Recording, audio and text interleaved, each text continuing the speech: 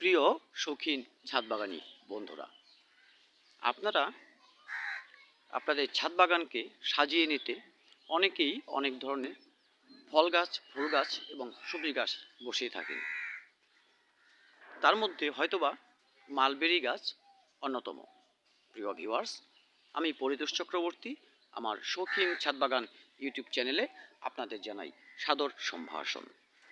প্রিয় ভিউয়ার্স, এখন জানুয়ারি মাসের মাঝামাঝি। এই সময়টায় আপনাদের প্রত্যেকের মালবেরি গাছের একটু যদি দেখানো যায় সেটি বুঝতে পারবেন যে মরণাপন্ন দশা। সমস্ত পাতাগুলো ঝরে গেছে। দেখুন, এই শাখাটায় একটিও পাতা নেই, এখান থেকে অনেক ঝরে গেছে, দু চারটে পাতা অবশিষ্ট রয়েছে। প্রিয় ভিউয়ার্স, এই ধরনের অবস্থা দেখে আমরা হয়তো অনেকেই ভাবতে পারি যে আমার মালবেরি গাছটি হয়তোবা মরণাপন্ন। কিন্তু প্রিয় ভিউয়ার্স, আসলে এই গাছটির কিছুই হয়নি। এখন গাছটি ডরমেন্সি পিরিয়ডে আছে, কারণ শীত সময়ে মালবেরি গাছ ডরমেন্সিতে থাকে। এই সময়টায় সমস্ত পাতাগুলো ঝরে যাবে, ঝরে গিয়ে নতুন কুশি পাতা বের হবে এবং সেই কুশি পাতার সাথেই পুষ্পমঞ্জুরি বেরিয়ে আসবে, যেগুলোর মধ্যে এই মার্চ মাসের দিকে একটু আগে বা একটু পরে হতে পারে এলাকা ভেদে, কিন্তু মোটামুটি মার্চের দিকে কুশি পাতা বেরোবে এবং কুশি পাতার সাথে যথেষ্ট ফুল চলে আসবে। প্রিয় ভিউয়ার্স, এই মালবেরি গাছে আপনারা এই সময়টায় কি যত্ন নেবেন? আসলে আমি বলবো কোনো প্রকার যত্নই নেবেন না।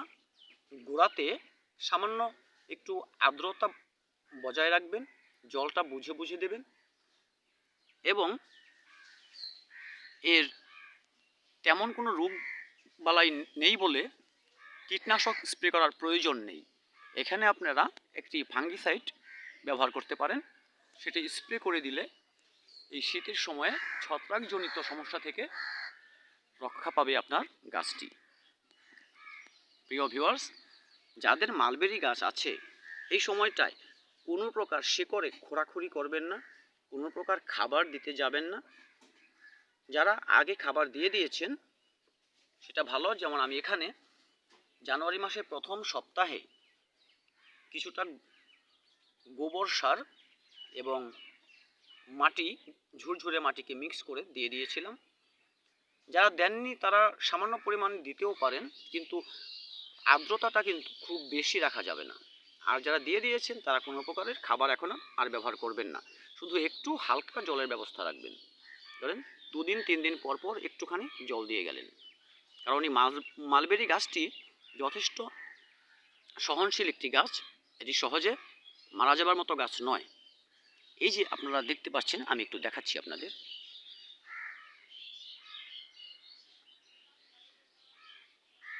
এই যে কিছুটা পাতার মতো, কুড়ির মতো বেরিয়ে আছে, প্রত্যেকটা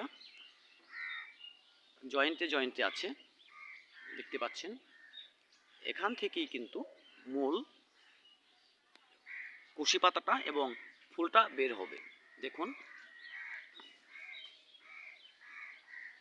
এই যে সামান্য উঁচু হয়ে আছে পাতার, প্রত্যেকটা পাতার বোটার কাছে, আমি এখানেও দেখাচ্ছি। এই যে একটু উঁচু হয়ে আছে, এখান থেকে কিন্তু নতুন কুশি পাতা বেরিয়ে আসবে। আপনারা বুঝে বুঝে জল দিন এবং প্রচুর রোদেলা স্থানে আপনাদের মালবেরি গাছটিকে রেখে দিন, যেখানে দিনের 4 থেকে 5 ঘন্টা মোটামুটি রোদ পাবে এমন একটি স্থানে রেখে দিন। তাহলে আপনি আগামী মার্চ মাসের দিকে এই গাছে ফুল আশা করতে পারেন। প্রিয় ভিউয়ার্স, আপনাদের গাছ ফুলে ফুলে ভরে উঠুক সেই প্রত্যাশায় এই ভিডিওটি এ পর্যন্তই। সকলে ভালো থাকবেন। ভিডিওটি দেখার জন্য অশেষ ধন্যবাদ। আর যদি একটু ভালো লেগে থাকে ভিডিওটি, একটি লাইক করবেন, কমেন্টে আপনাদের কিছু জানার থাকলে বা মতামত জানাতে ভুলবেন না এবং আমার চ্যানেলটি সাবস্ক্রাইব করে আমার ভালোবাসার মানুষের পাশেই থাকবেন। প্রিয় শৌখিন ছাদ বাগানিরা, দেখা হবে আগামী ভিডিওতে নতুন কোনো বিষয় নিয়ে। ততদিন ভালো থাকবেন সবাই।